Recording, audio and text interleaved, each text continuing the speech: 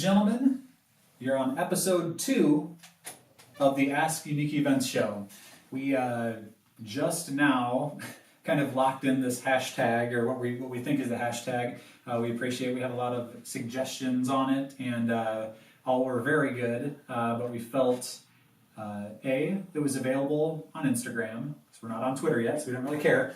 But on Instagram is available, and we thought it pretty well summed up what we're trying to do. So that being said, we're going to kick things off here.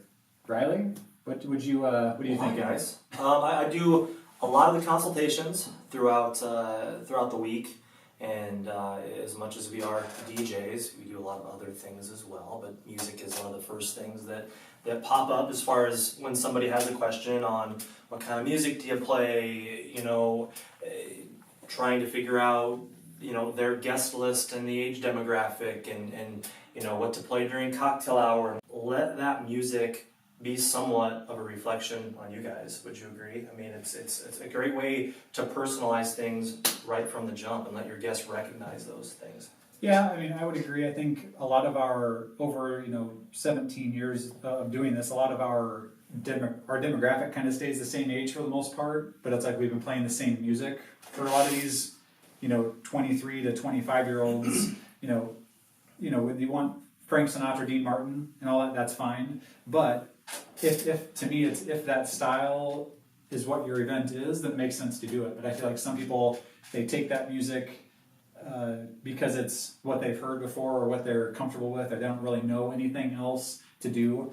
One thing I always suggest to people, if they're not sure on what they want to play, they're like, oh, just play whatever you want. I will play a variety of stuff during a cocktail hour if they don't care, because and my whole thought behind it is I'm hoping that everybody here is hearing something that they like, as opposed to playing just jazz music or just big band, right, or just country or whatever.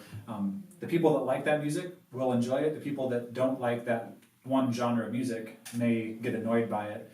But the flip side of that is if you're trying to achieve a mood, and jazz music fits exactly with that mood, then that would be a great reason to just play jazz music. We play a lot of the same music, but I feel like a lot of it is because people don't know the alternative or don't think to ask or think that there's any, don't want to ask us, what else could we play? There's like Paul Anka has an album out who sounds just like Frank Sinatra, but he does covers of Michael Jackson and Nirvana and all this stuff. Yeah. But when you hear it, it sounds like it's meant to be at a wedding. Dinner and cocktail hour are one of those times where we're not trying to make people dance, so it's a great opportunity to play music that you like, that you relate to, that's a reflection of you, but not be worried about, are people going to dance to this? You guys shouldn't be stressing yourself out over, having this massive playlist that you two sat down and spent a month calculating 75 songs that you want played.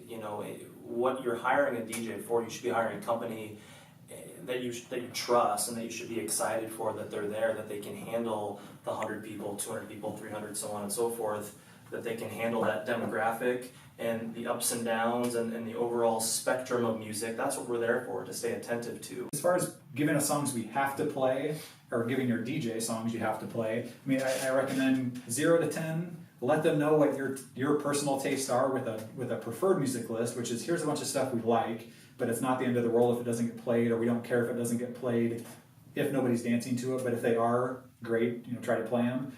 That list should be longer, because that's given me an idea as a DJ. Here's kind of what they would like to hear if everything worked out perfectly tonight, and we can work off of that. And then you have a do not play list, which is don't play it. And again, same thing. I think people care more right now about what specific songs they hear at the wedding than they do that day. People love to say they hate Cha-Cha Slide, they hate Absolutely. Cupid Shuffle, they hate the Wobble, they don't want to hear Chicken Dance, Okey Pokey Macarena, YMCA. But at the same time, if you ask any of us DJs, if you had to pick one song to play to fill that dance floor up, what would it be?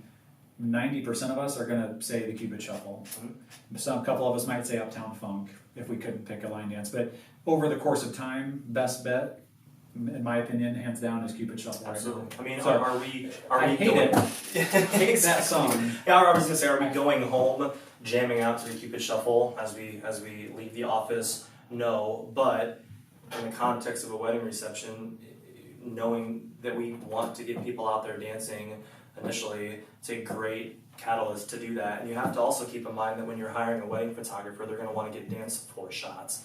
We want to know what your tastes are, so there's no surprises, and know what those really important songs are. But then trust the DJ that you hire to come in and fill those blanks in, and hopefully they've demonstrated that they know all these different genres of music and they can kind of go whatever direction. But you shouldn't have to pick all your music out, and honestly, it's kind of a terrible idea to pick out every song that you want to hear at your wedding, because nobody here can predict what's going to happen until we just start playing. Well, and buy an iPod, hook it up to some speakers, and take that control on yourself. But what an iPod can't do is adapt. Don't. Exactly. Don't.